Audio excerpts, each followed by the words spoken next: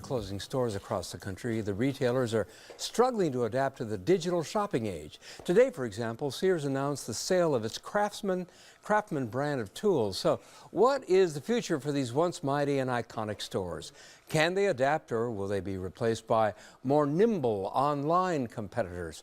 Here now to explore what the future may hold for these once mighty retailing giants are James Dion, a retail consultant and founder and president of Dion Co., a retail consulting firm. He's also the author of several books about retail, including The Complete Idiot's Guide to Starting and Running a Retail Store. Bridget Sweeney, a reporter for Crane Chicago Business, whose beat includes fashion and retail.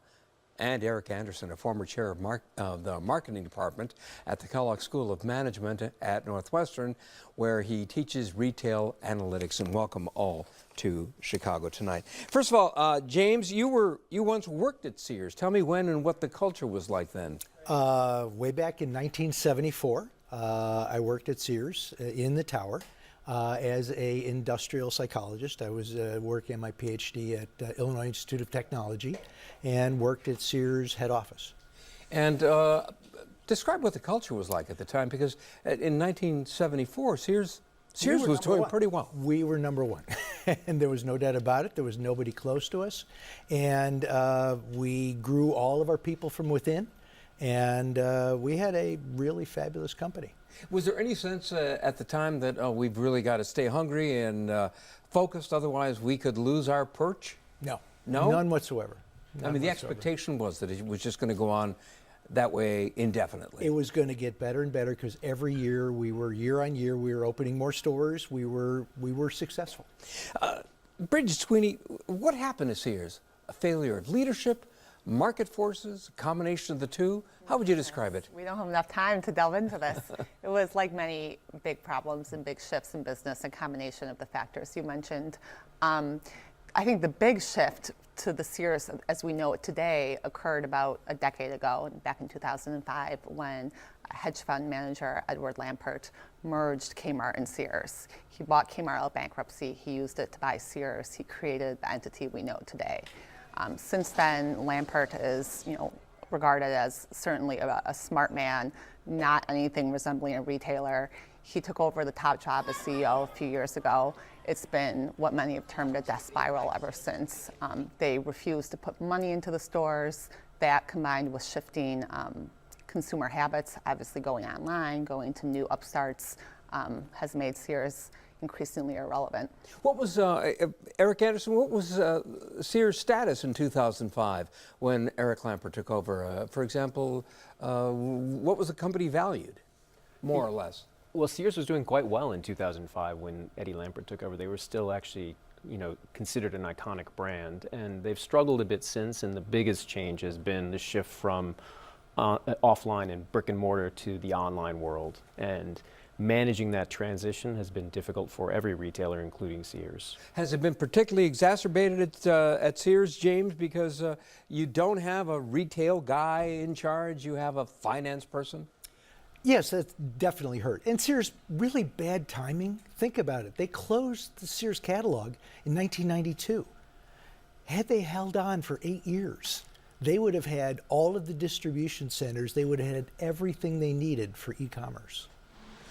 Bridget, do you see it that way, that the catalog could have easily segued into a strong e-commerce site?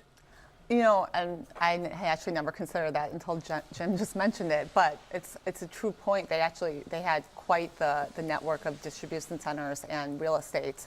Obviously now they're just getting rid of their real estate as fast as they can sell it. So they're in fact, trying to that's get one rid of its biggest assets right now, hasn't Sears real estate holdings? I mean, it's a huge part of their portfolio is their real estate, and I think they find themselves with too much real estate relative to what you need in today's world, where a lot of commerce is online. Well, let's talk about the situation at Macy's. Are things as grim at Macy's as they are at Sears? I don't think so. I think Macy's also has a similar problem, but I think they're a different set of managers, and they've managed the transition a little bit differently. I think you're going to see them take a lot of the cash that came out of closing the stores and plow it back into transforming the company.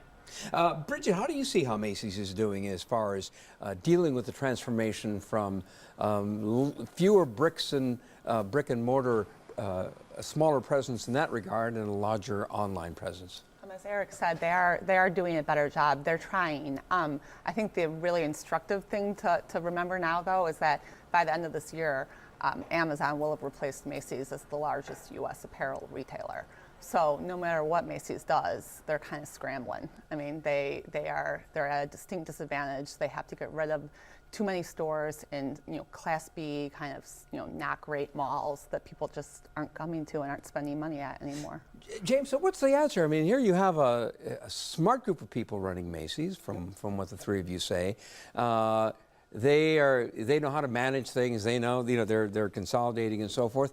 If Macy's can't do it as a bricks and mortar presence, what is the answer? Finding the right balance between I'm the not two? so sure that Macy's can't. Macy's has invested a lot more money in their mobile development, mobile technology, and web development than almost any other retailer. They've got really cool mobile technology, and they're speaking to the millennial generation.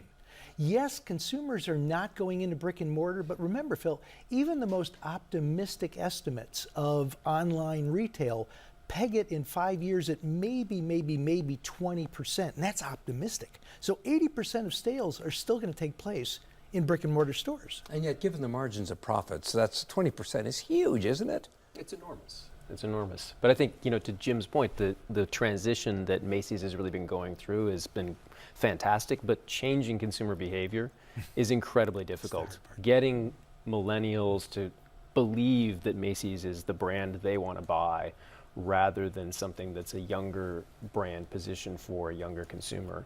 And that's one of the challenges that Macy's faces, JCPenney faces, Sears faces. So these big iconic brands not only face the transition of brick and mortar into the online world, but they have to change consumer behavior. They have to get them to believe in the brand, and that's difficult. Are any of these big name retailers actually doing pretty well?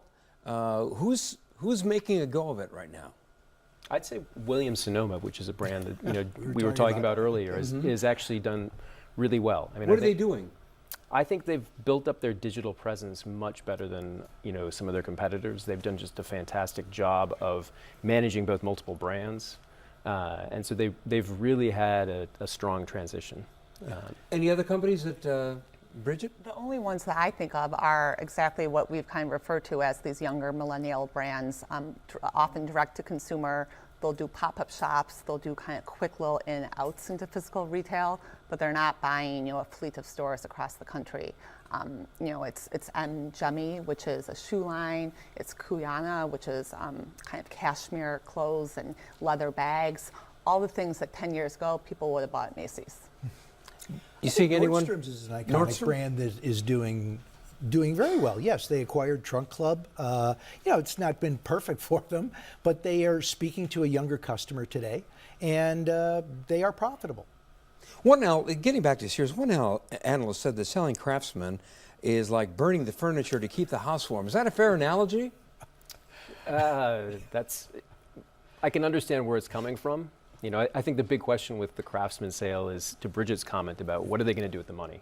Are they going to plow it back into creating great in-store experiences and building up their digital presence, or are they simply going to use it to cash out? And the next two brands to go are going to be Die Hard and Kenmore, and we'll find out what happens with those brands next. Do you think Sears will sell those brands as well? I think it's highly likely. Bridget, you're not. If they can get a decent price. The problem that we've seen, even the Craftsman sale was lower than expected. Yeah, $900 million, and they were expecting $2 billion at one point, weren't they? Yeah. Exactly. So, Jim, do you see them selling Die Hard and Kenmore? Oh, absolutely. Yeah. And I'm not going to tell you who, but I'm pretty sure I know who is going to buy Kenmore.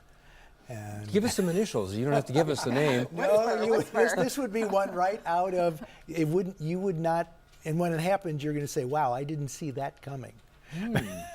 Who do you think it might be, Eric? Let's play I'm crystal not going to ball. play again. It's not a retailer. It's not a retailer. Is that right? That is correct. Yeah. Wow. Okay. So, what should we be looking for in the coming months? Not just for Sears and Macy's, but for other of these iconic retailers. Bridget? Gosh, I think they're going to continue to scramble to really look very closely at their retail holding, or their real estate holdings, and winnow any locations that are not profitable or in locations that aren't, shoppers aren't coming to. And they're going to continue, as Jim mentioned, really working on the mobile presence. I think that's where everyone is kind of trying to get the upper hand. Eric, what are you going to be looking for in the next few months with retailing? I think if you're a consumer, you're going to continue to see the best brands out there make this transition, continue to transition from the physical space into the digital space. But you're also going to see on the firm side, the way they make decisions is going to be much more surgical and much more fact-based. Analytics is going to play a central role in the winning firms. What do you mean by analytics? Instead of making decisions based on heuristics or gut feel, it's going to be based on sort of experimental evidence, data, and many retailers still use a lot of heuristics for making decisions, and I think you're going to see the best firms move away from that, and the ones that survive are the ones that are going to employ those new skills that you see in the cutting edge firms. James, what are you looking for? One big word: experience. Customers have got to really love being in the store, and stores that make them feel good about being there, stores that entertain them, feed them both really, food, and also spiritually, emotionally. That's what's going to win in brick and mortar. It's going to be about how I feel in a store. As those of you who've been following retailing for some time now, do you think that the customer experience has generally gotten better? I'd say in the better stores, yes. Some of this, and you go down to where Jim and I were just talking about going down to Italy and experiencing the in-store at Italy, and it's just a fantastic place to go. Something you cannot get online. James Dion. Absolutely. Bridget Sweeney, Eric Anderson, thank you all for being here. I appreciate it. And Happy New Year to all of you.